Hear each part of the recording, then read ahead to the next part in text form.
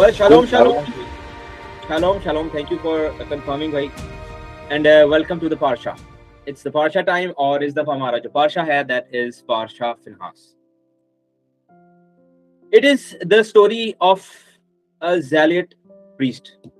It starts with the story of a person who has deep love for Hashem's commandments और Hashem की dignity और उनकी तौरा के जो respect है उससे related. He is very passionate. और it starts with the story of a spear that made peace. It starts with an event जहाँ पे एक plague breakout हुआ है और जो congregation है वो कामा इज्तिमा के सामने जो है they are crying और वहाँ पे एक Israelite आदमी एक मदियानी औरत को उस congregation के बीच में ले आता है और जिसको देख के जनाब फिनहास जो है he is enraged और वो he reaches out उनको कत्ल करने के लिए. पार्शा फिनहास जो है दिस इज आवर 41st तौरा पोर्शन और बुक ऑफ नंबर बमीदबार की किताब में से ये 8th तौरा पोर्शन है. Parsha Phinehas is covered from the book of Bamidbar chapter 25 verse 10 से लेके चैप्टर 30 वर्स 1 तक. इसके साथ जो हफ्तारा है we will be covering first Kings पहला सलातीन चैप्टर 18 वर्स 46 से लेके चैप्टर 19 वर्स 21 तक. फिनहास का जो मतलब है इसको अगर हम मैथमेटिकली देखें या इन टर्म्स ऑफ ज्योमेट्री इसको देखें तो फिनहास का जो न्यूमेरिकल वैल्यू है दैट इज 208 और जो उनकी डीड है which is the act of killing जिसको हम हिब्रू में हमारे हिब्रू के उस्ताद भी मौजूद हैं. If I am wrong please correct me. जो वर्ड हिब्रू में इसका यूज हुआ है that is hereg. Is it correct बाजी? हेरेग मीन्स टू किल, कत्ल करना, इस सेंस में उसको यूज किया जाता है. और हेरेग का भी जो न्यूमेरिकल वैल्यू है दैट इज 208. तो टेक्निकली बल्कि न्यूमेरिकली अगर देखा जाए तो Phinehas is the slaughter written into his own name. Well इस इवेंट के बाद व्हेन द पार्शा जब जनाब फिनहास वाला इवेंट कवर होता है उसके बाद the parsha leads to the census जो सेकंड सेंसस वहां पे कैरी आउट हो रहा है. उसके बाद एक बड़ा मेजर इवेंट होता है that is the event of Zelophehad की बेटियों वाला जहाँ पे उनकी 5 बेटियां हैं. द फादर डाइज और उनका कोई बेटा नहीं है. उनकी जो इनहेरिटेंस है there is a dispute upon it और there is a very beautiful display of faith and courage जहाँ पे वो जो बेटियां हैं वो अपना ईमान और अपनी जो हिम्मत है उसको हाशिम की राइचस जजमेंट के ऊपर दे आर रिलाइंग अपॉन और हाशिम की जो जजमेंट है वो उनकी फेवर में रूल आउट होती है which eventually leads to a precedence being set जो कि इसराइल की इनहेरिटेंस लॉ में एम्बेड हो जाती है कि बेटियों का हिस्सा किस तरह से इनहेरिटेंस में एट्रीब्यूट होना है. उसके बाद आप देखते हैं कि जनाब मूसा के लिए एक सक्सेसर हाशिम की तरफ से अपॉइंट किया जा रहा है. He is being recommended by Hashem and that is जनाब Joshua who will be responsible after जनाब Musa to lead the congregation into the promised land. And after that parsha ends with the appointed times and offerings. उसके बाद हम अपना अगर हफ्तारा को we'll just get a glimpse of it. तो haftarah as I mentioned earlier के first Kings chapter 18 verse 46 से chapter 19 verse 21 तक है. It is from the time where we see the prophets of Baal being executed और उसके बाद जो Isabel हैं शी लर्न्स कि ये जो सारा काम है that was carried out by जनाब Elia and now when she learns it तो शी इज आफ्टर जनाब एलिया के she wants to do the same with him as well. तो जनाब एलिया जो हैं in order to save himself he is running for his life और रास्ते में he is exhausted, he is discouraged and he is literally praying for his death. जहाँ पे हाशिम जो है he sends in his angel to strengthen him और वो जो फरिश्ता है वो उनको जो है he provides him with food and water to enable him for the journey for the next 40 night and days. उसके बाद आप देखें तो होरब के पहाड़ पे जनाब एलिया का जो है he there is a very profound encounter with Hashem और बड़ा मिस्टिकल सा इवेंट है जहाँ पे उनको अर्थक्वेक्स पावरफुल विंड्स, वो थंडरस्टॉर्म वाला सीन है और आग भी लिटरली उनको देखने को मिल रही है। बट इस सारे इवेंट में, इस बड़े सारे इवेंट में ही डिडंट गेट टू सी हाशिम, या उनको उनकी प्रेजेंस नहीं फील हो रही। बट उसके बाद एक there is a gentle voice, gentle whisper, जहां पे इट्स सॉर्ट ऑफ अ वार्तालाप बिटवीन हाशिम एंड जनाब Elia, and he is asking के भाई आप यहाँ पे क्यों आए हैं।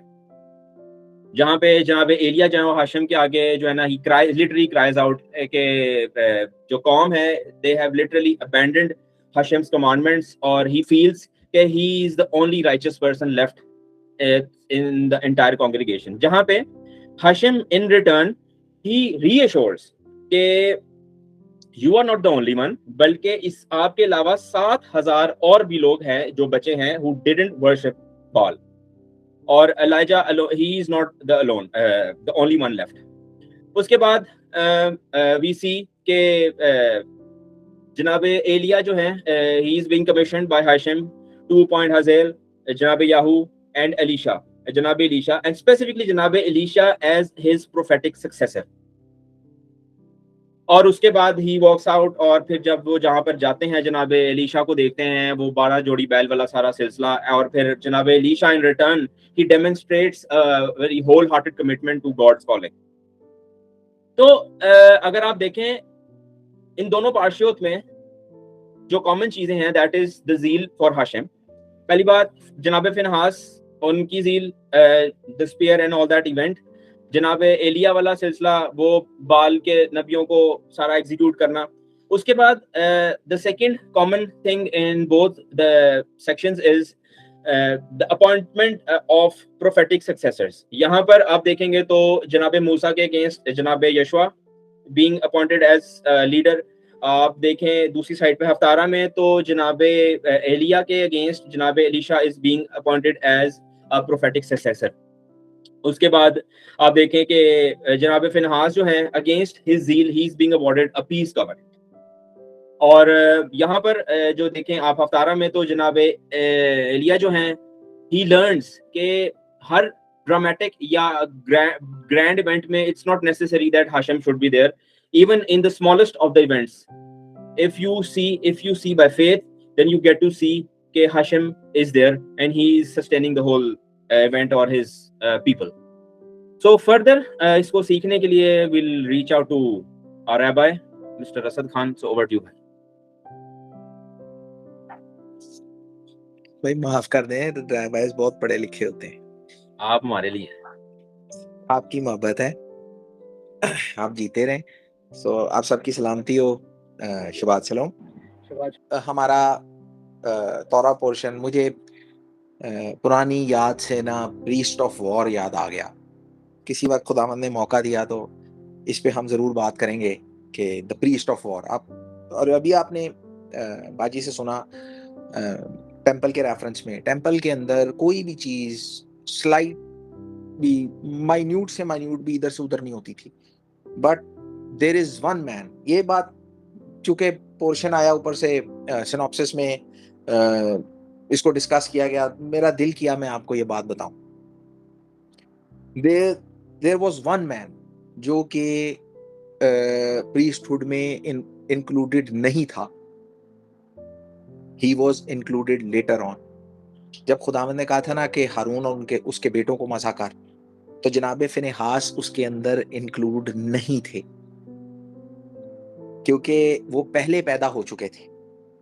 उनके अनॉइंट होने के बाद से जो उनकी नस्ल थी वो सारी प्रीस्टहुड में शामिल थी। He was the priest of war, जिसको खुदावंद ने स्पेशली ये कहा था कि इसके साथ जो है ना मेरा सलामती का अहद है। सो आप इससे अंदाजा करें, जैसा कि उसी ने ये कहा कि the spear that created the peace. Sometimes हम पीस को गलत तलाश कर रहे होते हैं। ये बात ना अक्सर मैं समझाता हूँ बच्चों को, कहता हूँ, यहाँ बुलीज जो है ना, बुलीज, उनका इलाज कभी भी बातचीत नहीं होता, उनको उन्हीं की जबान में समझाया जाता है। और अगर आप जाके वीडियोस देखें तो आप जो स्पेशली हमारी इस तौरा पोर्शन के ऊपर तो शायद उसमें मैंने कहीं ना कहीं ये बात डिस्कस जरूर की होगी। जब वो बनी इसराइल की जमात में उस औरत को लेके आया ना, तो बहुत सारी चीजें जो है ना, वहां बाकी भी लोग थे, वहां बुजुर्ग मूसा भी थे, और भी लोग थे, जनाबे कालिब भी वहीं मौजूद थे, जनाबे यशुआ भी वहीं मौजूद थे। कुछ काम बस कुछ लोगों के करने के होते हैं, और वो वही करते हैं जो काम जनाबे फिनेहास ने किया था। So he created peace with a spear. तो समटाइम्स हम पीस गलत तरीके से क्रिएट करने की कोशिश कर रहे होते हैं, क्योंकि हमें ये लगता है कि हम्बलनेस जो है वो ही हर टाइम पीस क्रिएट करती है। नो, ऐसा नहीं होता। Sometimes you have to fight a war to create the peace. So खैर, I am bit carried away. वापस आते हैं अपने हफ्तारा की तरफ। सो रेफरेंसेस वगैरह आपने सुन लिए हैं। अगर आप कैलेंडर देखेंगे तो आपको ये पता लगेगा कि जो इस तौरा पोर्शन के लिए जो इस वक्त का जो हफ्तारा का रेफरेंस है वो बेसिकली जरमाया आपको नजर आएगा, यर्मिया का रेफरेंस नजर आएगा। सो इसकी सूरत हाल यूं है कि अगर तो जो तौरा पोर्शन फिनेहास है ये फास्ट ऑफ द मूव से पहले अगर आए तो इसका हफ्तारा जो है वो पहला सलातीन होता है। लेकिन अगर ये फास्ट ऑफ द मूव्स के बाद आए तो इसका जो रेफरेंस है वो यर्मिया होता है। सो अगर आप कैलेंडर देखेंगे तो आपको ये पता लगेगा कि इस वक्त इसका रेफरेंस जो है वो यर्मिया है, क्योंकि ये जो तौरा पोर्शन है ये फास्ट ऑफ द मूव्स के बाद आया है। लेकिन चूंकि हम ऑलरेडी जरा एक हिस्टोरिकल साइकिल के अंदर चल रहे हैं, तो मैंने जो है ये कोशिश की कि हम सलातीन के रेफरेंस में ही से ही ना इसको समझने की कोशिश करें। सो सलातीन का रेफरेंस में बहुत सारी बातें आप जानते हैं, फिर भी एक क्विक रिव्यू मैं जरूर दे देता हूं। आप सबको ये पता है कि जो अखिया बादशाह था वो इंतहाई बदकार बादशाह था। सो उसने खुदावन खुदा का कहर जो है वो भड़काने के लिए बाकी जितने भी उससे पहले या उसके बाद कई बादशाह गुजरे हैं, उसने सबसे ज्यादा उसमें जो है ना अपना हिस्सा डाला है। कि उसके बारे में कहा जाता था कि इसने बदी करने के लिए अपने आप को बेच दिया है। और ये तो उसका काम था ही, लेकिन उसने एक और जो है वो बड़ा खराब काम किया, और वो ये किया कि उसने पॉलिटिकल अलायंस सिदूनियों के साथ पॉलिटिकल अलायंस बनाने के लिए जो है ना उनकी शहजादी इजेबल से शादी कर ली। अब इजेबल से शादी करने के बाद सूरत हाल ये हुई कि उसने जो अपना अपने माबूद और अपना एक जो रिलीजियस सिस्टम था जिसमें बाल जो है वो उनका माबूद था। और बाल अगर आपको याद हो तो बाल जो है वो it is considered as a god of fertility या रेन और जो है ना स्टॉर्म्स। सो ये तो उसने किया। उसके बाद जो रिलीजियस उनका सिस्टम था वो भी उसने इंपोर्ट किया, और फिर उसने अपनी जो बीवी थी उसको ये इजाजत दी कि जो बाल है उसके लिए जो है ना सामरिया में मंदिर जो है वो या इबादत गाह बनाई जाए। और एजेबल को जब ये मौका हाथ आया तो उसने जो बाल के जो काहिन थे, जो बाल के मानने वाले थे या बाल के जो पुजारी थे, उनको प्रोमिनेंट रोल देने शुरू किए और उनको सामने रखना शुरू कर दिया। और इसके अलावा उसने एक कैंपेन चलाई जिसमें खुदावन ताला के जो अंबिया थे उनको मारने का और उनको अजियत देने का सिलसिला जो है ना उसने स्टार्ट कर लिया।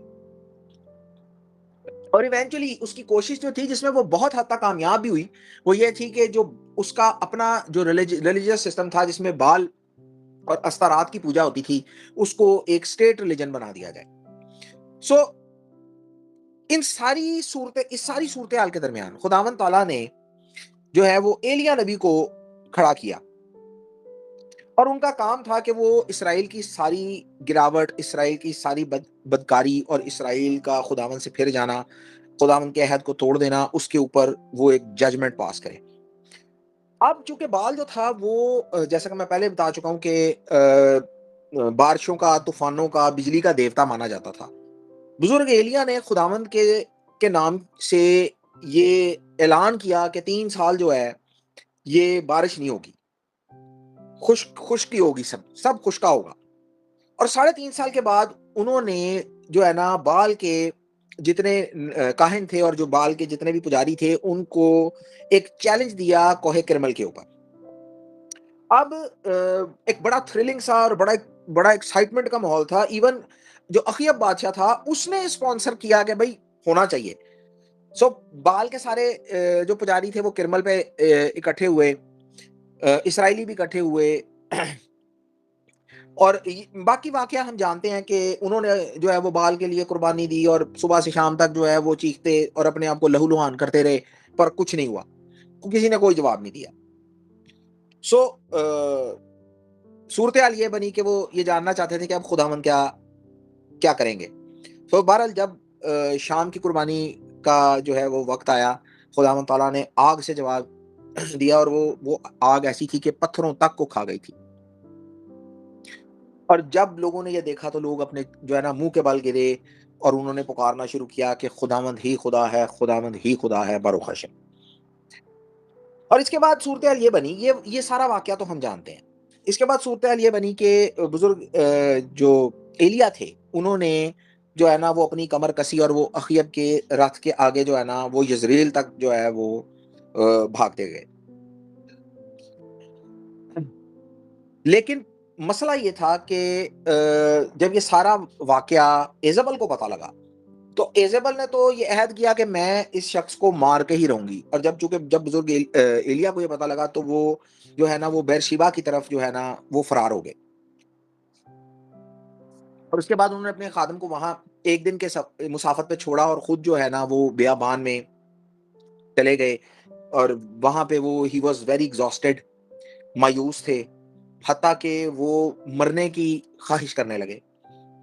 और खुदावन का जो फरिश्ता था उन्होंने उनको जो है ना वो खाना खिलाया, उनको तकवीयत दी और 40 दिन जो है ना वो जो है ना माउंट सिनाई या हुरब पर खुदावन की तलाश में वहां पहुंचे। और फिर उन्होंने वहां पर जो है ना वो मैनिफेस्टेशंस देखी, जैसा कि आपने हमारे भाई से भी सुना कि अर्थक्वेक था, जलजले थे, तूफान था, आग थी, वो सारे एलिमेंट्स जो थे ना वो मौजूद थे, लेकिन खुदावंद जो है वो उनमें नहीं था। और फिर उनको एक धीमी सी आवाज सुनाई दी जो खुदावंद की आवाज थी। और इसके बाद खुदावंद ताला जो है ना बुजुर्ग एलिया को कुछ इंस्ट्रक्शंस देते हैं, वो हम जो है ना वो आगे जाके अभी देखते हैं। और फिर वो ये भी बताते हैं उनको कि मैंने कितने लोग जो हैं वो अपने लिए बचा रखे हैं। सो जो हम सेजेस हैं उन्होंने इस पोर्शन की सिलेक्शन तौरा पोर्शन के रेफरेंस में इसलिए की है क्योंकि जनाबे एलिया और जनाबे फिनेहास जो हैं उनके दरमियान जो एक चीज कॉमन है वो है खुदावंद की गैरत, खुदावंद के लिए जेलस या जेलस होना या जेलस होना। हमारा तौरा पोर्शन जो है वो ओपन होता है तो खुदावंद ताला जनाबे फिनेहास की तारीफ कर रहे हैं। और इसी तरह जब आप सलातीन को पढ़ेंगे तो वहां पे आपको जनाबे एलिया का बयान नजर आएगा कि मुझे जो है ना खुदावंद के लिए बड़ी गैरत आई। सो एक एक जनरल सिनेरियो इसका ये है। सो एक रेफरेंस प्लीज पढ़िएगा, पहला सलातीन 18 बाब उसकी 46 में है। और खुदावन का हाथ एलिया पर था और उसने अपनी कमर कस ली और अखयब के आगे आगे यजरील के मदखल तक दौड़ा चला गया। सो जैसा कि मैंने आपको बताया इमीडिएटली जब वो सारा कॉन्टेस्ट हो गया फायर फ्रॉम हेवन वाला, खुदावंद ने आग से जवाब दिया। लोगों ने बल्कि इससे पहले जनाब एलिया ने लोगों को ये कहा कि भाई बाल के पुजारियों को पकड़ लो, इनको सारों को जो है ना वो कत्ल कर दो। और इस सारे सिनेरियो के अंदर आप एक इंटरेस्टिंग चीज देखेंगे कि जो अखियब बादशाह था उसने इस चीज के ऊपर कोई प्रोटेस्ट नहीं किया, कोई अटेम्प्ट नहीं की कि वो जनाब एलिया को बाल के पुजारियों को कत्ल करने से रोके, क्योंकि बादशाह ने खुद अपनी आंखों से जो है ना वो एक एविडेंस देख लिया था और उसको मतलब उसमें कोई कंट्रोवर्सी नहीं थी। वो बड़ा क्लियर एज डे एविडेंस था, बादशाह की आंखों के सामने था, लोगों की आंखों के सामने था कि खुदावंद ही खुदा है। और इसके बाद जनाबे एलिया जो है वो बादशाह के पास जाते हैं और वो कहते हैं कि भाई मतलब 3.5 साल हो गए हैं और बारिश नहीं हुई है, बारिश आने वाली है। इसके बाद भी अखियब बादशाह ने, ये वही बादशाह जो जनाब एलिया को मारने के लिए जगह जगह इसने कैंपेन चलाई थी, लेकिन इस बदकार बादशाह का मुंह भी इस एविडेंस के बाद, जो एविडेंस वो देख चुका था, उसके बाद वो बंद हो चुका था, उसका मुंह बंद हो चुका था। और अब वो वही कर रहा था जो है नबी कह रहे थे। अब जिस दौरान में अखियब जो है वो खा पी रहा था, जनाब एलिया जो है वो पहाड़ के ऊपर जाते हैं, खुदावन से दुआ करते हैं, और उसके बाद 7 दफा वो अपने खादम को भेजते हैं कि ऊपर जाके देखें, और आसमान पे जो है वो सूरज चमक रहा है। 7वीं दफा खादम जो है वो ये रिपोर्ट करता है कि आदमी की हथेली के बराबर जो है ना एक बादल समुंदर से उठा है। और जनाब एलिया जो है वो फौरन अखियब को कहते हैं कि अपना रथ तैयार कर ले, क्योंकि बारिश तुझे रोक ना ले। इंसान की हथेली के बराबर एक बादल उठा, और जनाब एलिया ने डिक्लेयर कर दिया था कि बारिश तुझे रोक ना ले। और उसके बाद जो है ना उसने अपना रथ भगाना शुरू किया, और उतनी देर में आसमान जो है वो काला होना शुरू हो गया, और जो है ना बारिश जो है ना उसकी आमद हो गई। और इस सारे सिनेरियो के अंदर जब अखियब जो है वो यजरील की तरफ अपने रथ पे दौड़ा जा रहा है, तो ये देख रहा है कि जनाब एलिया जो है वो उसके साथ जो है ना वो भाग रहे हैं।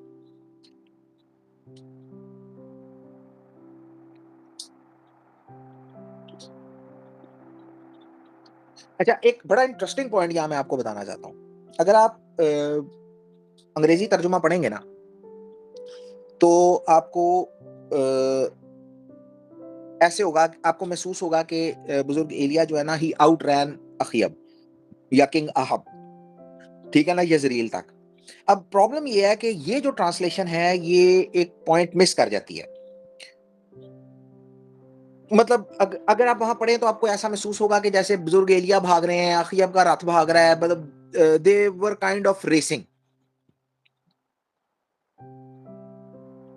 तो मोर लिटरल ट्रांसलेशन जो है ना वो इसकी कुछ इस किस्म की हो सकती है कि and he ran before Ahab until the arrival at Jezreel. सो सूरत हाल ये थी कि एंशियंट इजराइल में या एंशियंट कल्चर्स में जो बादशाह के एलीट सोल्जर्स होते थे, जो एलीट बॉडीगार्ड्स होते थे, या जो एलीट उसके मेंबर्स होते थे, वो हमेशा बादशाह के आगे जाया करते थे। बादशाह का जो रॉयल जो वो सारा उसका जो एंटोराज होता था, जो उसका प्रोसेशन होता था, उसके आगे वो हुआ करते थे। मसलन इसकी एक मिसाल है, जब आपको याद होगा कि अभी सलूम ने जो है वो अपने बाप के तख्त पे कब्जा करने की कोशिश की, तो उसने इसी तरह का एक सिनेरियो क्रिएट किया था। सो उसने रथ लिया, घोड़े लिए, और 50 आदमी जो है ना वो उसके आगे चला करते थे। सो जब ये कहा जाता है ना कि बुजुर्ग एलिया जो हैं वो अखियब के आगे या अखियब के रथ के आगे गए यजरील तक, तो ये एक पॉइंट आपको प्रेजेंट करने की कोशिश करता है कि ये कोई रेस नहीं है कि वो रेस कर रहे थे आपस में बारिश से बचने के लिए। सो मकसद ये था कि अखियब, चूंकि अब आप जैसा कि मैंने ऊपर आपको बताया कि जनाब एलिया की बात मानना शुरू हो गया, जो वो कह रहे हैं अखियब उसको वैसे ही मान रहा है, यानी अखियब ने मेंटली उनको एक प्रोमिनेंट पोजीशन दे दी है। उसका जहन जो है ना उसको एक प्रोमिनेंट पोजीशन पे, मतलब बुजुर्ग एलिया को एक प्रोमिनेंट पोजीशन पे रख चुका है। मतलब आप इसको एक सादे लफ्जों में कह लें कि उनका एक बुजुर्ग एलिया जो है वो उसके कोर्ट में या उसके दरबार में एक बहुत इंपॉर्टेंट पोजीशन मेंटली हासिल कर चुके हैं। It is not about racing. सो आप ये समझ लें कि अखियब उनको, जनाब एलिया को, अपना स्पिरिचुअल एडवाइजर मान चुका है। लेकिन इसके बाद एक और मसला था, जो कि मसला बहुत बड़ा था। एक रेफरेंस पढ़े, पहला सलातीन 19:3। जब उसने ये देखा तो उठकर अपनी जान बचाने को भागा और बेरसबा में जो यहूदा का है आया और अपने खादिम को वहीं छोड़ा। ये सिनेरियो जो मैं पहले भी आपको बता चुका हूं। अब अखियब जो है जब वो अपने महल में आता है यजरील में, और ये सारा इवेंट जो है वो एजेबल यानी अपनी बीवी को बताता है, और वो ये बताता है कि खुदावंद ने किस तरह जो है वो एलिया की दुआ का जवाब जो है वो आसमान से आग भेज के किया, और किस तरह एलिया ने जो है ना वो बाल के पुजारियों को या बाल के जो नबी थे उनको हलाक किया है, और किस तरह जो है ना खुश्क साली का खात्मा बारिश से हुआ है। पॉसिबल है कि अखीब ने ये सपोज किया हो कि जो इजेबल है, चूंकि सारा कॉन्टेस्ट इससे पहले जो कॉन्टेस्ट हो रहा था वो किस चीज के लिए हो रहा था कि कौन खुदा है, और कॉन्टेस्ट के एंड पे साबित क्या हुआ कि हाशिम ही खुदावंद है, हाशिम ही खुदा है। तो मे भी उसके ज़हन में ये चीज हो कि सारे इसराइल ने इस चीज को मतलब इसकी एविडेंस देख के इस चीज को मान लिया है। मे बी मैं इसको आके ये बात बताता हूं तो ये भी इसको ऐसे ही मान लेगी, और हो सकता है ये जो बाल परस्ती है इससे जान छुड़ा ले। लेकिन जो टेक्स्ट हमें बताता है इट्स अ सरप्राइज, यानी जो बात हजारों लोगों की आंखों ने देखी है, जो बात इजेबल के का शौहर यानी अखीब वो खुद अपनी आंखों से देख के आया, आसमान से आग भी उसकी बीवी को नहीं मोड़ सकी। उसके ज़हन में जो पहली चीज आई वो ये थी कि मैंने अपने जो पुजारी हैं, जो बाल के पुजारी थे, मैंने उनका बदला लेना है।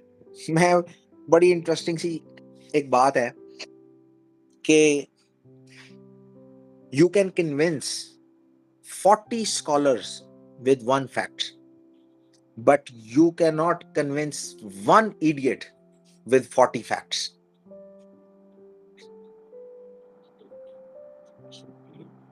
तो सूरत हाल ये बनी कि उसने जनाब एलिया को जो है ना ये पैगाम भेजा, और उसने अहद किया कि मैं जो है ना जैसे इसने बाल के पुजारियों को मारा है ना, मैं भी इसे इसके साथ ऐसा ही करूंगी।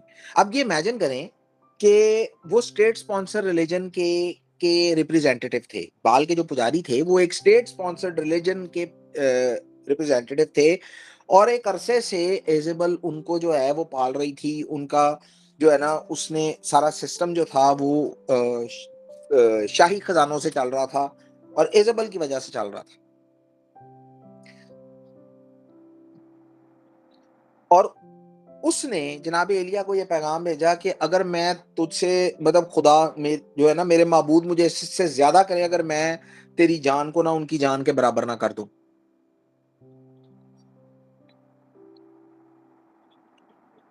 ये पॉसिबल है कि इजेबल उसी वक्त जो है वो फौजियों को ये या हुक्म देती कि एलिया को जो है ना वो कत्ल कर दिया जाए, लेकिन उसको ये पता था कि अभी अभी मेरा बंदा जो है ना वो आसमान से आग देख के आ रहा है, मे बी इस चीज को वो टॉलरेट नहीं करेगा।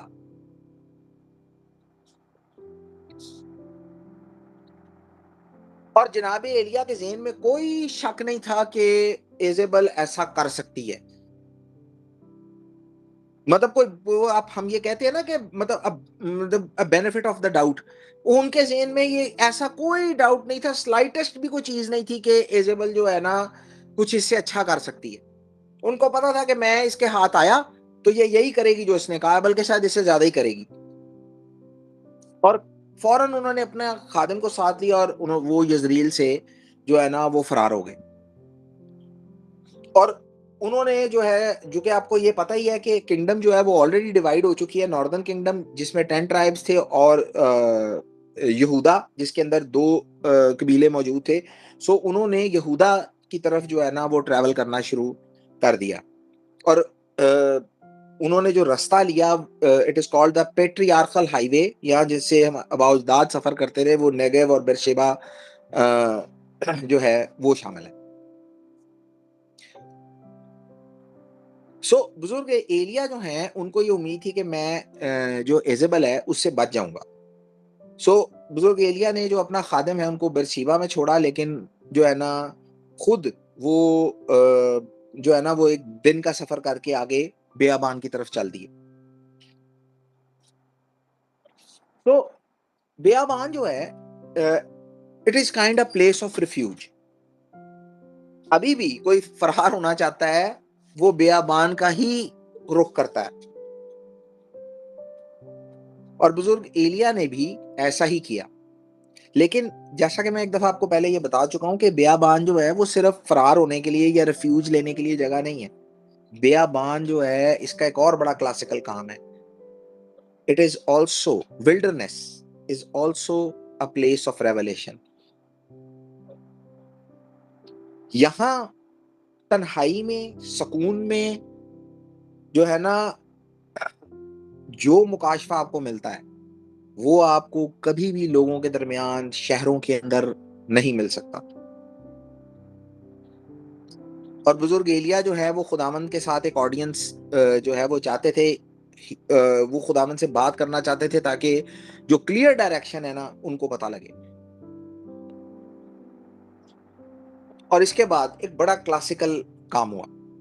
एक रेफरेंस प्लीज पढ़िएगा, पहला सलातीन 19:4। और खुद एक दिन की मंजिल दश्त में निकल गया और झाओ के एक पेड़ के नीचे आकर बैठा और अपने लिए मौत मांगी और कहा, बस है, अब तो ए खुदावंद मेरी जान को ले ले, क्योंकि मैं अपने बाप दादा से बेहतर नहीं हूँ। तो समटाइम्स हम ऐसे इवेंट्स हमारी जिंदगी में होते हैं, हम ऐसे क्राइसिस से गुजर रहे होते हैं कि हम कहते हैं यार बस हो गई है, इससे तो अच्छा बंदा मर ही जाए। और ये सिर्फ आप लोगों के साथ नहीं होता, मेरे साथ, आप लोगों के साथ नहीं होता, ये नबियों के साथ भी गुजरा है। इवन अंबिया जो हैं, जो कि और बुजुर्ग एलिया जैसे नबी जो कि नबूवत का, या जिनको कई दफा नबियों का सरदार भी कहा जाता है, इवन उन जैसा नबी भी जो है हालात से ऐसा मायूस हुआ कि वो ये कहने पे मजबूर हो गया कि इससे तो अच्छा बस हो गई है, खुदावंद इससे तो अच्छा है मेरी जान ले ले। अब क्यों जनाबे एलिया के साथ ऐसा सिलसिला हुआ?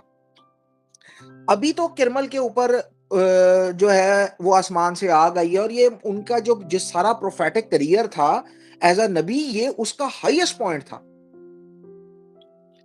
3.5 साल उन्होंने ये कहा कि जब तक मैं ना कहूं बारिश नहीं होगी। 3.5 साल बारिश नहीं हुई। उन्होंने कहत का ऐलान किया, उन्होंने खुश्क साली का ऐलान किया, खुश्क साली हो गई। उन्होंने बारिश का ऐलान किया, बारिश हो गई। आसमान से आग आ गई। उन्होंने पूरे इस्राएल को ये कायल कर लिया कि खुदावंद ही खुदा है, खुदावंद ही खुदा है। उन्होंने खुदावंद की कुदरत को लोगों के सामने, बनी इस्राएल के सामने डेमोन्स्ट्रेट किया। और वो इससे भी ज्यादा बड़ी बड़ी चीजें कर सकते हैं। इन सारी कामयाबियों के बाद जनाबे एलिया को फेलियर क्या लग रहा है कि एजेबल अभी तक इन पावर है, इन चेयर है, ऐसे कह लें, इन चेयर है। मतलब ये सारे काम करने के बाद भी उनको ये लग रहा है कि मैं फेल हो गया हूं, क्योंकि एजेबल अभी भी इन कंट्रोल है। वो अभी भी जो बनी इसराइल है उनकी रिलीजियस लाइफ को इन्फ्लुएंस कर रही है।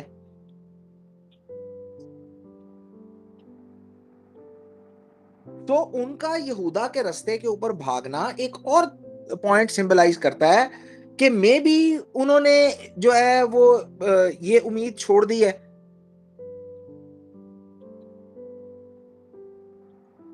कि मतलब ही हैज गिवन अप।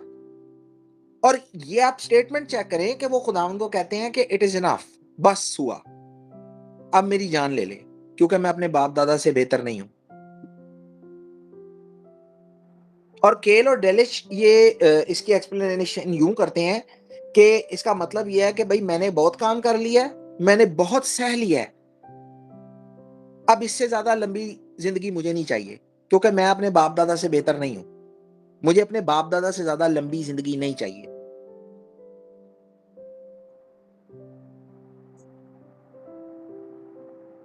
और राबाय जो है, राबाय बार्नल ये कहते हैं कि बुजुर्ग एलिया को ये पता था कि भाई मौत तो सबको आनी है, कोई बंदा भी ताहयात या जो है ना वो आबे हयात पी के नहीं आया, कोई बंदा भी ताहयात नहीं जीता।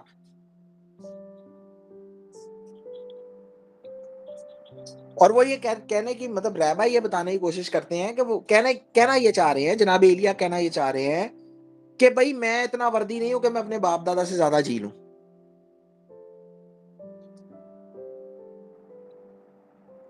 और अब वो ये सोच रहे हैं कि भाई मरना तो है, या एजेबल के हाथ से मरूंगा या खुदा के हाथ से मरूंगा। तो बेहतर है मैं एजेबल के हाथ से मरने से बेहतर है कि मैं खुदा के हाथ से मरूं, एजेबल के हाथ से नहीं।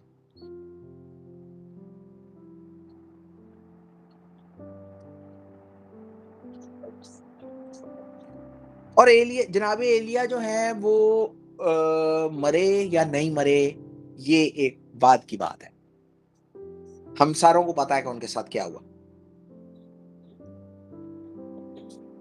बट वो अपने हालात से ऐसे मायूस हुए, इतना काम करने के बाद वो अपने हालात से ऐसे मायूस हुए कि वो कहते हैं कि मैं अपने बाप दादा से ज्यादा जिंदगी नहीं चाहता।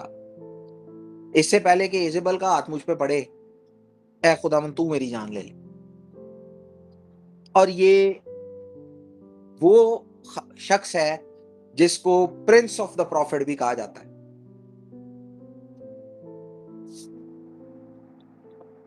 कई दफा बंदे के इर्द गिर्द हालात ऐसे होते हैं कि बंदा कहता है कि इससे तो अच्छा मैं मारी जाऊं, बट येट जनाब एलिया का काम अभी खत्म नहीं हुआ। ये खुदावंद की मर्जी की बात है। जब खुदावंद समझेंगे कि आपके हालात जो हैं वो क्रशिंग हैं, जब खुदावंद ये देखेंगे कि अब बस हुआ, तब बस होगा। तौरा हमें ये बताती है कि जब वो कहेगा ना बनी आदम लौट आओ, तब हम लौटेंगे। अगर वो हमारी सिचुएशन को ये असेस कर रहे हैं कि हम इससे लड़ सकते हैं या हम इसमें सरवाइव कर सकते हैं, तो हम इसमें सरवाइव कर सकते हैं।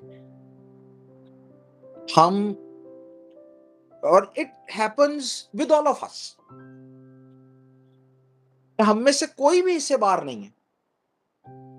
हम परेशान होते हैं, हम मायूस होते हैं, हम डेस्परेट होते हैं, हम बड़ा कुछ होते हैं, बट अनटिल एंड अनलेस खुदावंद ये समझे कि हमारे हालात ऐसे हो गए, वो नहीं होते। बट एज अ ह्यूमन मैं ये कह सकता हूं कि हम सब इसमें से गुजरते हैं, ये फेज हम सब के साथ आता है। एक रेफरेंस पढ़ लीजिएगा 19 बाब 5 आयत। और वो झाओ के एक पेड़ के नीचे लेटा और सो गया, और देखो एक फरिश्ता ने उसे छुआ और उससे कहा उठ और खा। अच्छा, एक बड़ी इंटरेस्टिंग सी चीज आपको बताता हूँ, इसको एज अ साइड नोट कर लें। मैं एक जगह जॉब करता था, तो ना वहां पे ना मुझे एग्जैक्टली याद नहीं, तो कोई इवेंट था जिसके ऊपर उन्होंने ये कहा था कि आप अपने बारे में ना 3 बातें बताएंगे, जिनमें एक बात जो है वो सच होगी, 2 बातें गलत होंगी। और जो आपकी ऑडियंस है, गेम ये थी कि उन्होंने ये डिस्कवर करना है कि उसमें से सच बात क्या है। हम सारे जब पार्टिसिपेंट थे, वो कोई ना कोई अपने बारे में बात बता रहा था, लोग उसको गेस कर रहे थे। मैंने जब मेरी बारी आई तो मैंने उनको एक बात ये कही कि जनाब मैं पानी से रोटी खा लेता हूँ। किसी ने इस बात को सच नहीं माना, यही बात सच थी, मैं पानी से रोटी खा लेता हूँ। मुझे एक दफा गौरी साहब ने ये कहा, मैंने कहा खान साहब आपको पता है पानी से रोटी खा लेते हैं, ये क्या है? मैं कहा जी गौरी साहब क्या है? मैंने कहा ये नबियों की रोटी है, पानी से रोटी खा लेना। सो ऑनेस्टली स्पीकिंग, मुझे कुछ भी ना मिले तो मैं तंदूर की रोटी मंगा के पानी से रोटी खा लेता हूँ, and it is my favourite roti. और जो मेरे क्लोज सर्कल में, एवरीबडी नोज दिस, और मैं खुश होके खा लेता हूँ। और लिटरली गौरी साहब ने जब ये बात की, मैंने कहा यार मैंने इतने अरसे तक ये बात पढ़ी, मैंने इतनी दफा बाइबल मुकद्दस पढ़ी, मेरे ज़हन में ये कभी बात नहीं आई कि वाकयातन ये तो वाकई नबियों की रोटी है। फरिश्ते ने आके जो रोटी उनको ऑफर की वो पानी और रोटी थी।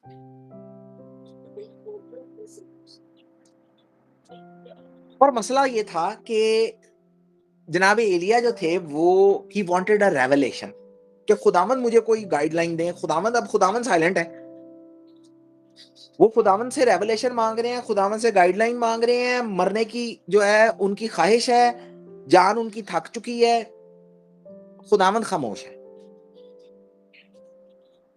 फरिश्ता उनको रोटी दे रहा है, पर जो उनको चाहिए वो रेवलेशन उनको नहीं मिल रहा।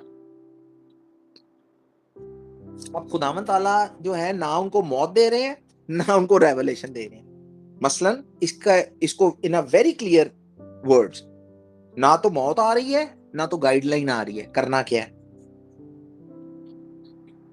और आप सोचेंगे ये क्या सिचुएशन है, ना पता लग रहा है होना क्या है, ना जान छूट रही है। और जनाब एलिया जो है वो इसी कश्मकश में सो जाते हैं।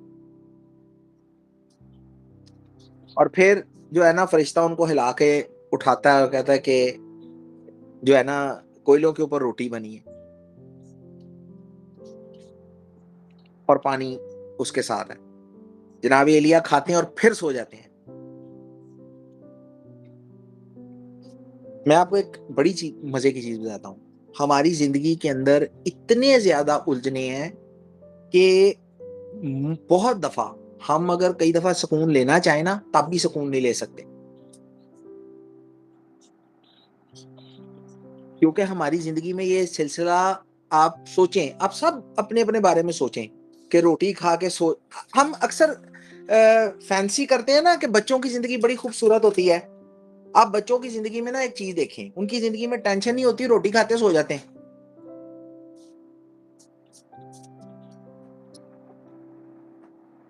हम रोटी खा के भी ये सोच रहे होते हैं कि अब क्या करेंगे।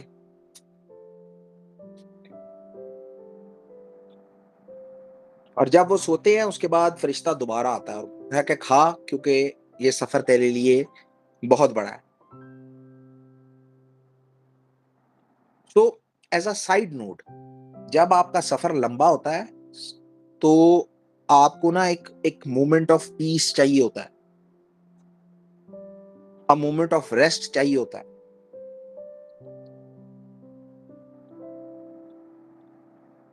और जनाब एलिया ने वो रोटी खाई और उसके बाद उन्होंने अपनी जो क्वेस्ट थी खुदावन से गाइडलाइन हासिल करने के लिए वो दोबारा शुरू की।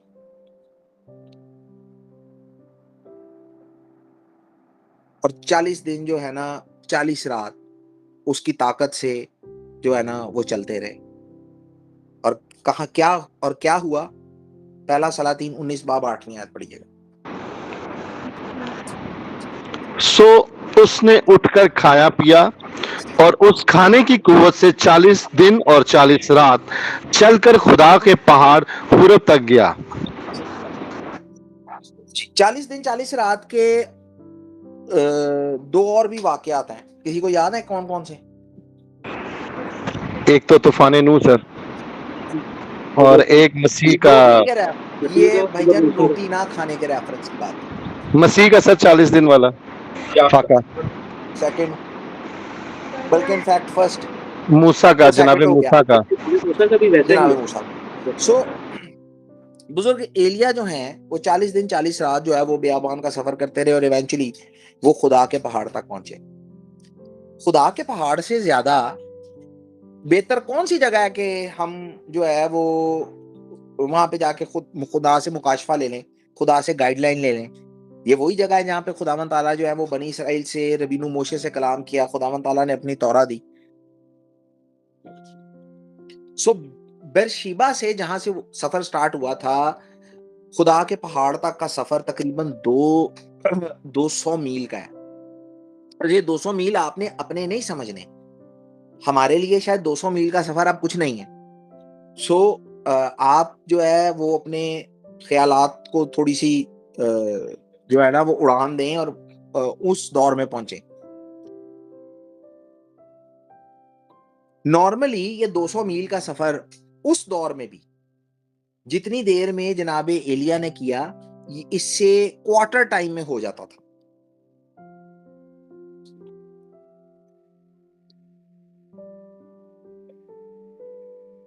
लेकिन हाशिम जो हैं वो बुजुर्ग एलिया को लंबे रास्ते से लेके गए। सो आपको सिमिलैरिटी महसूस हो रही है?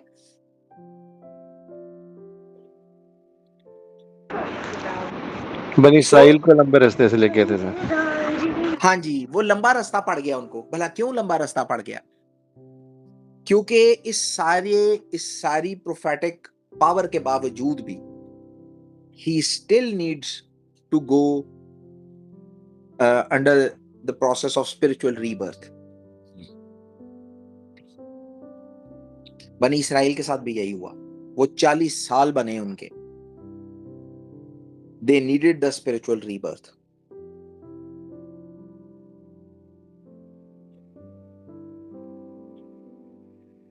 तो जब वो खुदावंद के पहाड़ पे पहुंचे तो उन्होंने एक गार के अंदर जो है ना वो बना ली। और यहाँ पर डेफिनेट आर्टिकल लगा हुआ है। डेफिनेट आर्टिकल जो है ये बताता है कि इट इज अ नोन केव। ये मतलब कोई रैंडम केव नहीं था। सो कहा यह जाता है कि ये वही गार, ये वही तलार थी जिसके अंदर जो है ना खुदावंद ताला ने रबीनु मोशे को रखा था जब वो उनके आगे से गुजरे थे।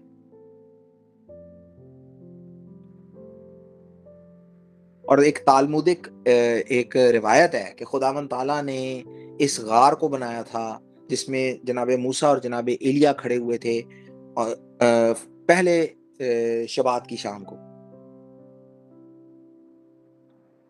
और उस दलार या उस गार से जनाबे एलिया ने खुदावंद की आवाज सुनी। और इंटरेस्टिंगली आवाज क्या थी? ए एलिया, तू यहां क्या कर रहा है?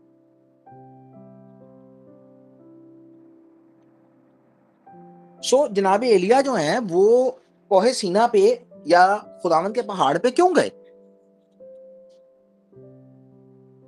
इंटरेस्टिंगली बनी इसराइल जो थे उन्होंने उस पहाड़ को कभी भी कोई पिलग्रिमेज का या कुछ सेक्रेट डेस्टिनेशन कभी भी नहीं रखा। उस पहाड़ पर कोई सेंचुरी नहीं थी। बल्कि ये कहा जाता है कि जब बनी इसराइल उस पहाड़ से मूव ऑन आगे कर गए, खुदावंद ताला की जो प्रेजेंस थी वो उनके साथ मूव ऑन कर गई थी। खुदावंद का जो शकीना था वो मकदस के अंदर था। जिन लोगों को खुदा का रेवलेशन दरकार था, खुदा से हदायत दरकार थी, खुदावंद का कुर्ब चाहते थे, वो वहां जाते थे।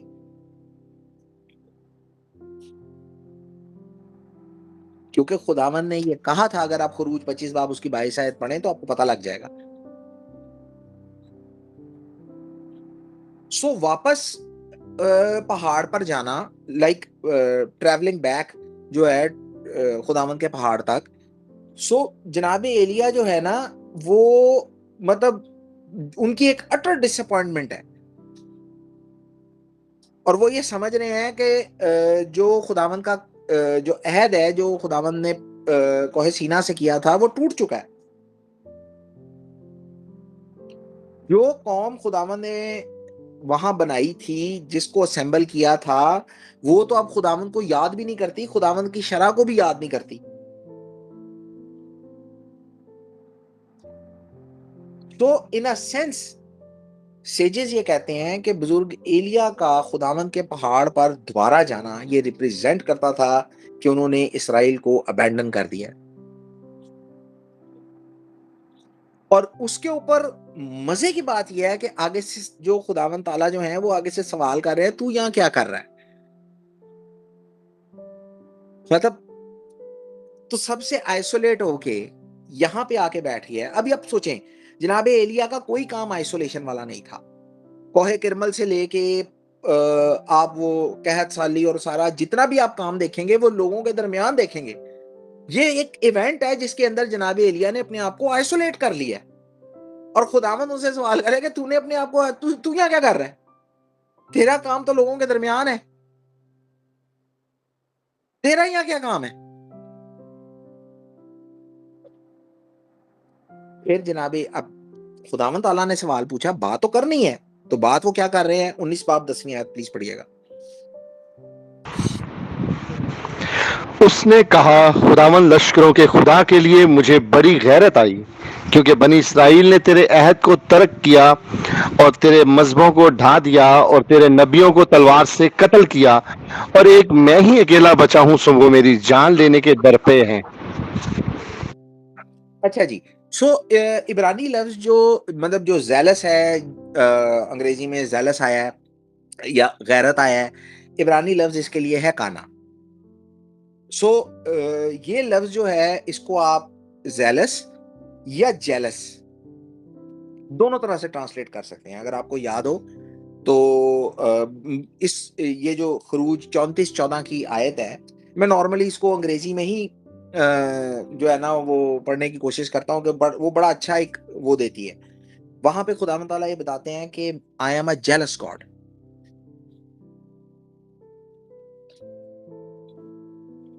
और जो ये टर्म है कि jealous God, it could also be translated as jealous God. खुदावन ताला अपने लोगों से जो है वो बहुत मोहब्बत रखते हैं। वो अपनी जगह कायम रहते हैं, वो अपने वादों में हमेशा बावफा रहते हैं।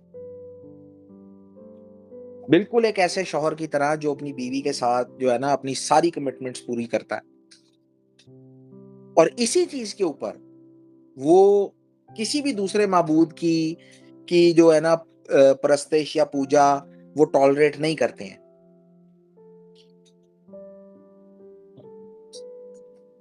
ये एग्जैक्टली वैसे ही है। बुत परस्ती करना, पेगनिज्म में पड़ जाना, आइडोलेट्री में पड़ जाना, ये बिल्कुल ऐसा ही है कि अगर कोई ऐसा शौहर जिसकी बीवी जो है वो कोई एक्स्ट्रा अफेयर रख ले, और इसके ऊपर जनाबे एलिया जो है वो खुदावंद ताला को एक्सप्लेन करने की कोशिश कर रहे हैं कि मुझे बुत परस्ती से बहुत तकलीफ है और मुझे जो है ना वो आपके लिए बड़ी गैरत आई।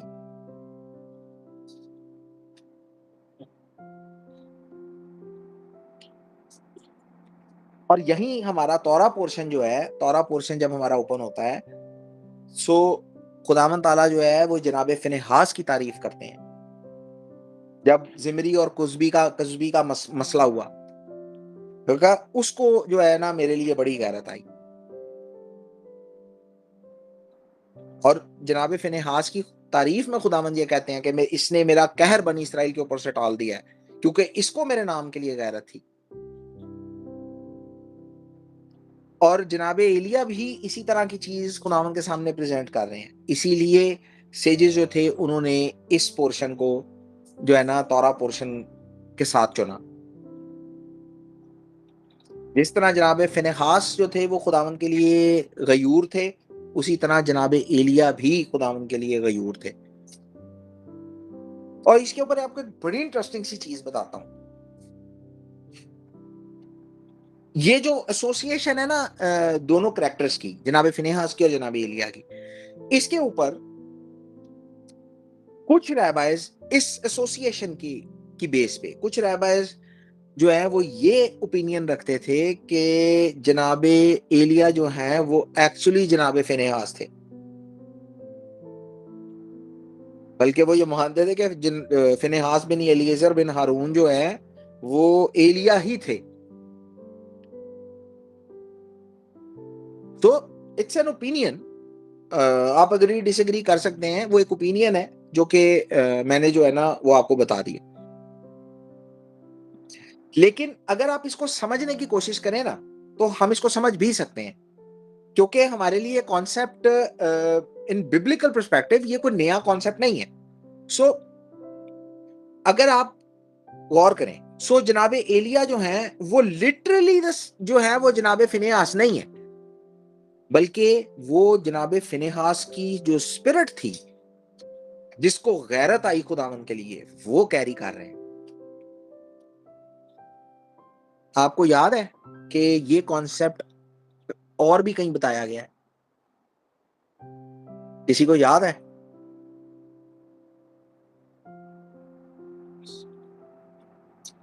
सो रैबाज ये कहते हैं कि जनाबे एलिया जो हैं वो जनाबे फिनेहास हैं। सो इसको लिटरल मानों में नहीं, हम इसको जो है ना फिलोसफिकली समझने की कोशिश करते हैं कि जनाबे एलिया जो हैं वो जनाबे फिनेहास की वो स्पिरिट कैरी कर रहे हैं।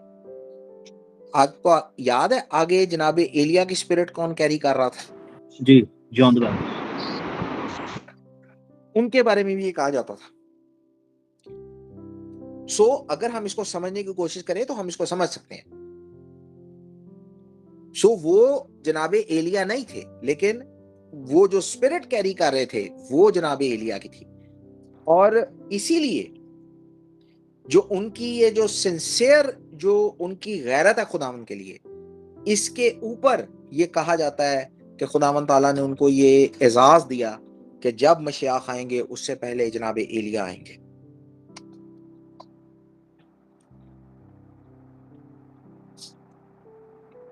और इसके ऊपर एक और बड़ी मजे की चीज आपको बताता हूँ। एक रेफरेंस पढ़े 19:10। उसने कहा, खुदावन लश्करों के खुदा के लिए मुझे बड़ी गैरत आई, क्योंकि बनी इसराइल के ने तेरे अहद को तर्क किया और तेरे मजहबों को ढा दिया और तेरे नबियों को तलवार से कत्ल किया, और बस एक मैं बस ही। बस बस बनी इसराइल ने तेरे अहद को तर्क किया। सो जनाब एलिया जो है वो बनी इसराइल की ये कंप्लेन कर रहे हैं कि भाई बनी इसराइल ने तेरे अहद को तर्क किया। ये कहा जाता है, बड़ी इंटरेस्टिंग सी चीज है, आपको मजा आएगा, क्योंकि कवेनेंट का जो पहला साइन है वो है सर्कमसिजन। सो इब्रानी ट्रेडिशन जो है ना वो ये एक्सप्लेन करती है, वो ये बताती है, सेजिस ये बताते हैं कि बुजुर्ग एलिया के दिनों में जो बनी इसराइल थे उन्होंने हुक्मों को तो सा निगलेक्ट किया था, उन्होंने ये जो खतने का हुक्म था इसको भी निगलेक्ट करना शुरू कर दिया था। लेकिन जनाबे एलिया जब ये केस प्रेजेंट करते हैं तो वो ये कहते हैं कि सारे इसराइल ने ही जो है ना वो तेरे अहद को छोड़ दिया, जबकि बहुत सारे थे जिन्होंने नहीं छोड़ा था। यहूदा में बहुत सारे लोग थे, काहिनों में बहुत सारे लोग थे जिन्होंने ऐसा नहीं किया।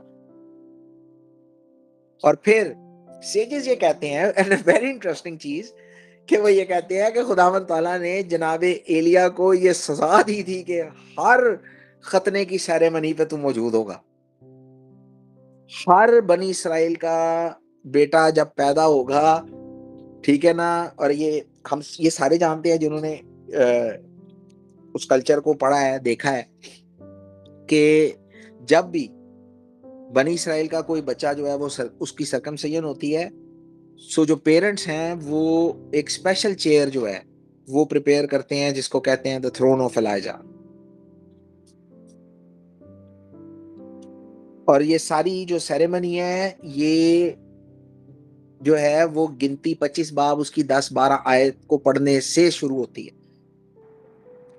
और जब जो है बच्चा है, बच्चे का बाप जो है वो बच्चे को उस कुर्सी के ऊपर रखता है और ये डिक्लेयर करता है कि this is the throne of Elijah the prophet, may he be remembered for good.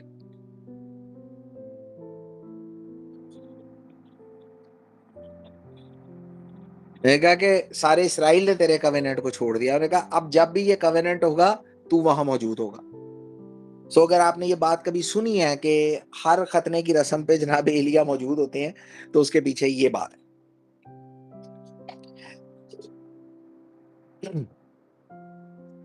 तो जनाब एलिया जो है वो खुदावन से ये कंप्लेन करते हैं कि भाई इसराइल ने जो है वो तेरे अहद को तर्क कर दिया, और इसके ऊपर ये है कि भाई एजेबल ने जो है वो तेरे मजहबों को ढा दिया है, तेरे जो नबी हैं उनको कत्ल कर दिया। और जनाब एलिया ये डिक्लेयर करते हैं कि मैं आखिरी बचा हूं। हालांकि अगर आपको ये याद हो कि उबैदिया नाम एक शख्स जो कि अखीब के साथ था, उसने कितने नबी, किसी को याद है कितने नबियों को बचा के रखा हुआ था एजेबल से? 100 अंबियाजादों को जी। और वो उनको जो है वो पानी और रोटी उनकी जो है ना उसने जिम्मेदारी उठाई हुई थी।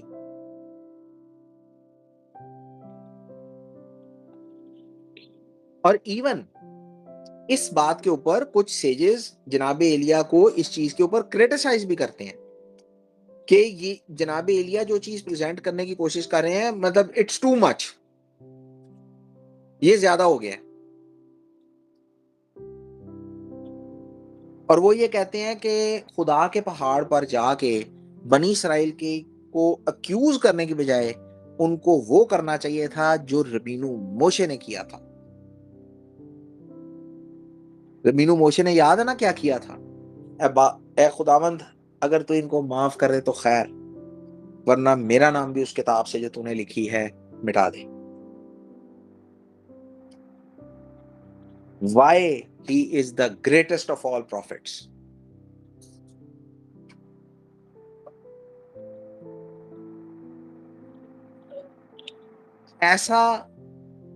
ऐसी सिफारिश कौम के लिए शायद ही कभी किसी ने की हो।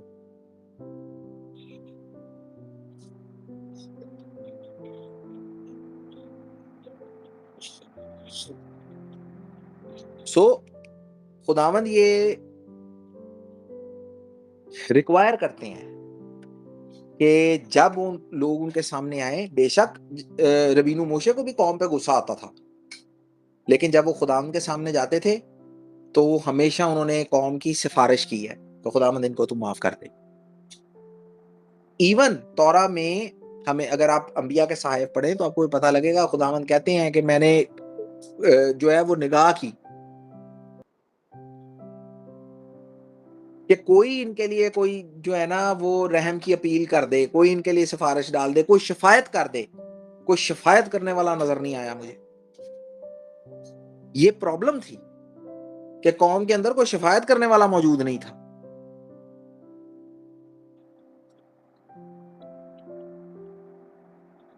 और इसके बाद क्या हुआ? 19 बाब 12वीं आयत पढ़िएगा।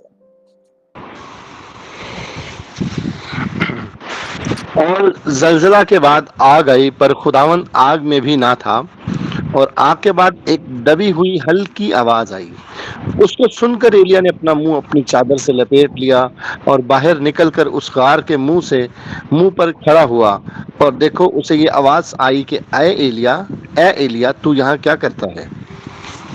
तो जनाब एलिया जो है वो खुदावंद के पहाड़ पे जो है वो खड़े हैं और वो इंतजार कर रहे हैं कि खुदावंद जो है वो उनसे जो है वो बात करे। और ये सारा नैरेटिव जो है ना वो कुछ इस तरह से बयान होता है कि खुदावंद जो है ना वो गुजर रहे हैं।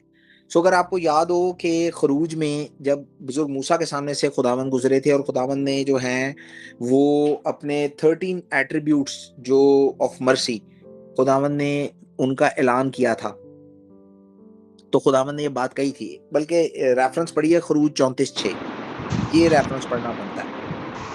और खुदावंद उसके आगे से ये पुकारता हुआ गुजरा, खुदावंद खुदावंद खुदाए रहीम और मेहरबान, कहर करने में धीमा और शफकत और वफा में गनी। सो खुदावंद ताला उनके सामने से क्या कहते हुए गुजरे? खुदावंद खुदाए रहीम, कहर करने में धीमा, शफकत और वफा में गनी। ये बहुत बड़ी तसल्ली है हमारे लिए कि वो शफकत और वफा में गनी है। दैट इज वाई वो ये पसंद करते हैं कि अगर किसी से कोई गलती हो गई तो उसकी सिफारिश की जाए, अपनी गलती की माफ़ी में। तभी ये कहा जाता है कि तौबा में इतनी ताकत है कि हर गुनाह माफ़ हो जाता है, क्योंकि वो जानते हैं कि हम कमज़ोर इंसान हैं। और यही वो डिमांड करते हैं। पर एज अ ह्यूमन हम डिफरेंट चलन लेते हैं ना। हाँ, ये वाकया एक नए अहदनामे में भी आपको मिलेगा। यहाँ नए अहदनामे में शागिर्दों ने यीशुआ को कहा था तो हुक्म कर आसमान से आ गए तो ये जो है ना इनको भस्म कर दे। मैं नहीं जानता तुम किस रूह के हो, क्योंकि ये रूह जो है, ये जो स्पिरिट है ना कि अगला भस्म हो जाए, अगला जल मर जाए, ये रूह ही जो है ये तौरा के अगेंस्ट है।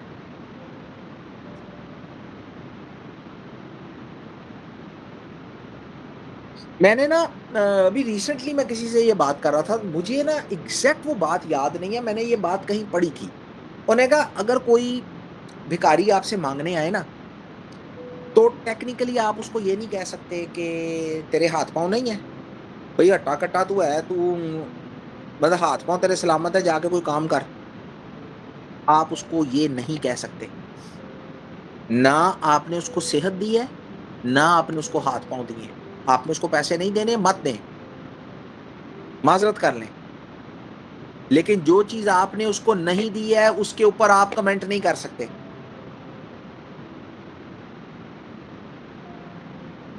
वो पहले मैंने एग्ज़ैक्टली ये पढ़ी थी, मुझे एग्ज़ैक्ट ये बात याद नहीं है, लेकिन इतना सा मुझे याद है कि जो चीज़ आपके ताकत से बाहर है, जो चीज़ आपने किसी को दी भी नहीं है, उस चीज़ के ऊपर आप कमेंट भी नहीं कर सकते। तो सेजेस ये कहते हैं कि जनाब एलिया ने जब ये कहा ना कि उन्होंने तेरे अहद को तोड़ दिया, तो खुदावंद ने कहा कि अहद तेरा था कि मेरा?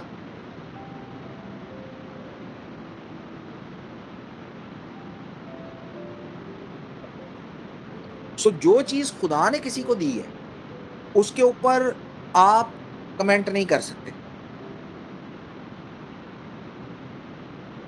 तो सिनेरियो ये बना कि जो है एक तेज़ आंधी आई और ज़लज़ले आए, लेकिन खुदावंद उनमें नहीं था। पहाड़ लरज़ गया, खुदावंद उसमें नहीं था।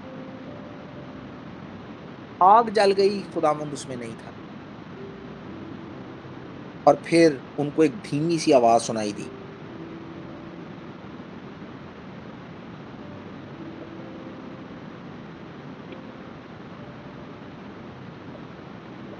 सो इसके ऊपर इसको ना एक्सप्लेन करने के लिए एक एक तालमुदिक स्टोरी है। सो एक रैबाय थे एंड ही वाज ब्लाइंड।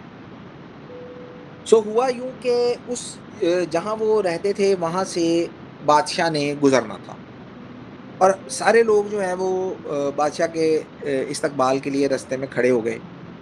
सो वो जो ब्लाइंड रैबाय थे वो भी जाके खड़े हो गए। सो उनका एक साथी उन्होंने उनको खड़े देखा, तो उसने कहा कि भाई अंधे आदमी का बादशाह को देखने का क्या काम है, वो तो देख भी नहीं सकता। उन रैबा ने कहा कि भाई मैं तुझे ये बता सकता हूँ कि मैं देखने वालों से ज़्यादा देख सकता हूँ। वो बहुत हैरान हुआ, उसने कहा कि ये कैसे? सो जब शोर मचना शुरू हुआ कि बादशाह आ रहा है, बादशाह आ रहा है, और काफ़ी शोर हुआ, सो वो जो ब्लाइंड रैबा थे उन्होंने कहा he is not coming yet, वो भी नहीं आ रहा। सो जब दूसरा जो है वो ट्रूप जो है वो गुजरा, फिर शोर बहुत मचा, फिर रैबा ने कहा कि वो बादशाह भी नहीं आ रहा। और जब तीसरा जो ट्रूप है वो गुजरा, तो जो है ना सब साइलेंट थे। तो जो ब्लाइंड रैबा थे उन्होंने कहा नाउ ही इज कमिंग। सो उनका जो साथी था उन्होंने कहा कि भाई तुझे कैसे पता लगा कि ये ऐसा है? सो जो रैबाय थे उन्होंने कहा क्योंकि दुनिया की जो बादशाहतें हैं वो हेवनली किंगडम की तरह हैं, क्योंकि ये लिखा है कि ज़लज़ला और उसके बाद आग, खुदावंद ना आग में था, ना ज़लज़ले में था, ना आंधी में था।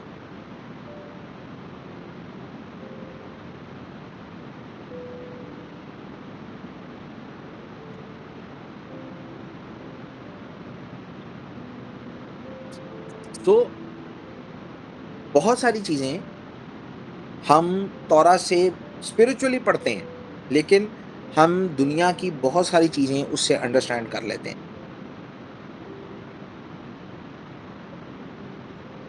इस दफ़ा जब खुदावंद बुजुर्ग एलिया से मिलने आए हैं, तो ना पहाड़ जो है ना पहाड़ लरज़ने में खुदा था, ना ज़लज़ले में, ना आंधी में, ना आग में। ऑन द अदर हैंड जब आप यही चीज़ खरूज में जाके देखेंगे तो इट इज़ डिफरेंट।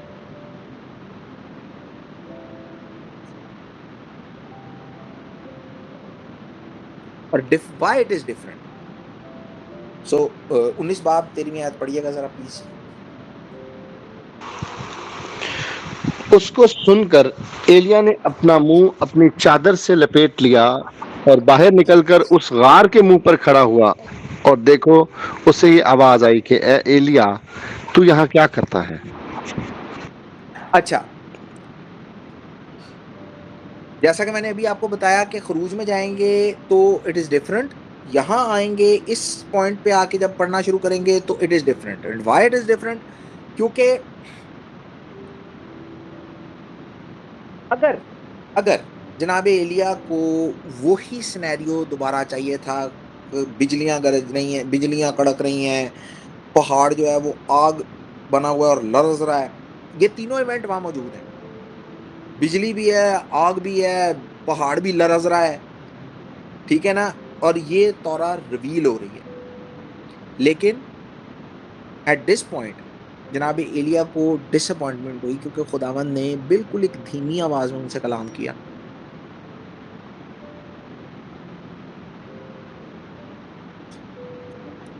और इसकी रीजन ये है कि जब आप पीछे जाते हैं तो आपको ये पता लगता है वहां पे जजमेंट अनाउंस हो रही हैं, वहां पे तौरा को प्रोक्लेम किया जा रहा है, सारी जजमेंट बताई जा रही है। यहां पर खुदावंद जजमेंट नहीं कर रहे, यहाँ खुदावंद चाहते हैं कि उनके लिए जो है ना हिदायत मांगी जाए, उनके लिए शफकत मांगी जाए, उनके लिए रहम मांगा जाए। और सेजिस ये कहते हैं कि जब खुदावंद ने दोबारा ये पूछा है कि तू यहाँ क्या कर रहा है, तो खुदावंद का मकसद ही ये था कि अब खुदावंद का रेवलेशन पहाड़ पे नहीं है, बल्कि उसके लोगों के दरमियान है। लेकिन चूंकि जनाब एलिया जो हैं उन्होंने एक सफ़र किया और खुदावंद से हिदायत दरकार है उनको, खुदावंद का एक अपना वे ऑफ जजमेंट है, ये याद रखिएगा। खुदावंद ताला आपके की पसंद की जजमेंट लोगों के ऊपर पास नहीं कर सकते।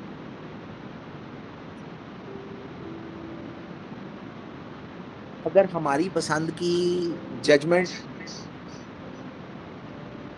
लोगों के ऊपर पास होता हो ना, तो इस वक्त आधी दुनिया लोगों की बद्दुआओं से मर जाए।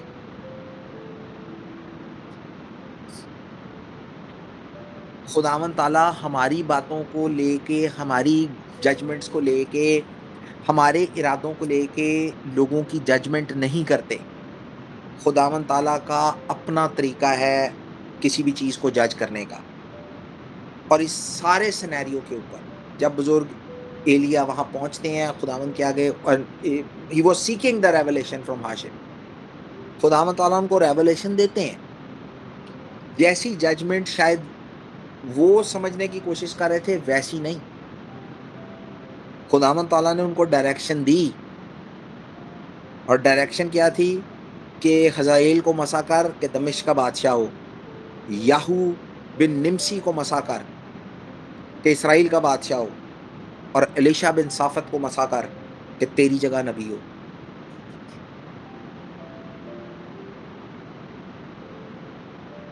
और अगर आपने तवारीख की कुतब पढ़ी हैं तो आपको ये पता होगा कि हजाएल ने क्या किया था, याहू ने क्या किया था, और जनाब एलिशा ने क्या किया था। जजमेंट खुदा की उनके ऊपर आई। जो बनी इसराइल ने जो है बदकारी का रास्ता इख्तियार किया था, वो उसके ऊपर खुदा ने उनकी अदालत की। लेकिन खुदा के अपने प्लान के हिसाब से। आप इस बात का यकीन रखें, अगर हमारी बददुआओं से लोग मरते होते तो इस वक्त दुनिया में जो है ना वो 8 बिलियन लोगों से ज्यादा ना होते। कोई ना कोई रोज बददुआओं से ही मर रहा होता।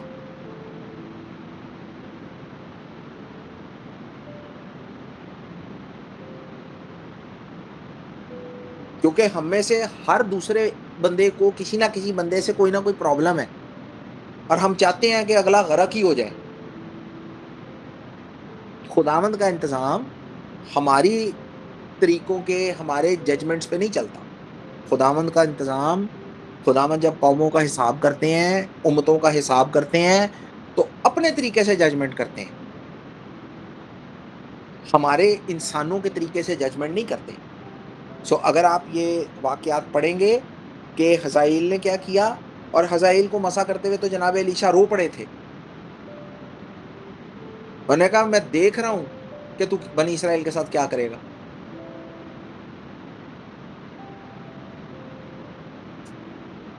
लेकिन बतौर उम्मत हमारा ये काम है कि हम हमेशा खुदावंद ताला से कौम के लिए हदायत मांगे, बर्बादी नहीं। जजमेंट करना बनाया उसने है, क्रिएट उसने किया है, उम्मत उसने बनाई है, जजमेंट भी वही करेगा। ये हमारा काम नहीं है कि हम जो है ना जजमेंट अनाउंस करते फिरे। हम जजमेंट के बारे में बता सकते हैं, अगर तुम ये नहीं करोगे तो ये होगा। खुदावंद ताला ने भी तौरा में ऐसे ही अनाउंस किया, अगर तुम ये नहीं करोगे तो ये होगा। आपका भी काम यही है कि आप लोगों को ये इतला दे दें कि भाई अगर ये नहीं करोगे तो ये होगा।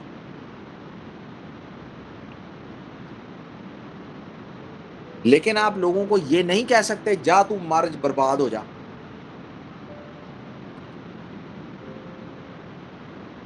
आपका काम हदायत मांगना है, उनको इतला देना है, बाकी खुदावंद जाने और खुदावंद ताला की अदालत जाने।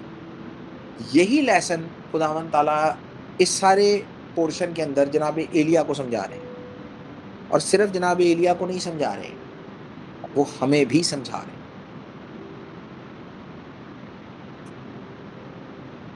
हम जब मायूस होते हैं हम कभी सही फैसले नहीं करेंगे। हम जब डेस्परेट होते हैं हमसे गलती हो जाती है। हम जब डेस्परेट होंगे, जब मायूस होंगे, हमें फिर एक स्पिरिचुअल रीबर्थ की ज़रूरत होगी।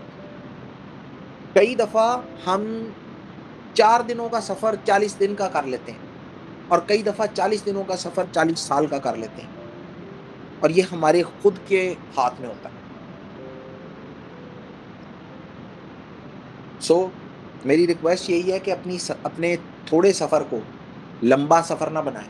बहरहाल ये मैं ज़रूर कहूँगा कि वी आर ह्यूमंस, हमसे हो जाता है, लेकिन माफ़ी में बहुत ताकत है।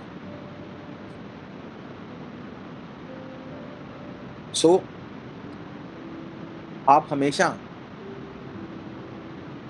ये कोशिश करें कि लोगों के लिए हदायत मांगे। हाँ, जब आप तौरा की बात कर रहे हैं तो आप खुदावंद की जजमेंट्स भी लोगों को बताएंगे, लेकिन आप जजमेंट अनाउंस नहीं करेंगे, वो खुदावंद का काम है। जजमेंट की इतला देंगे, ऐसा नहीं करोगे तो ऐसा होगा। यही हमारा काम है, यही हमारा जो है ना फेल है।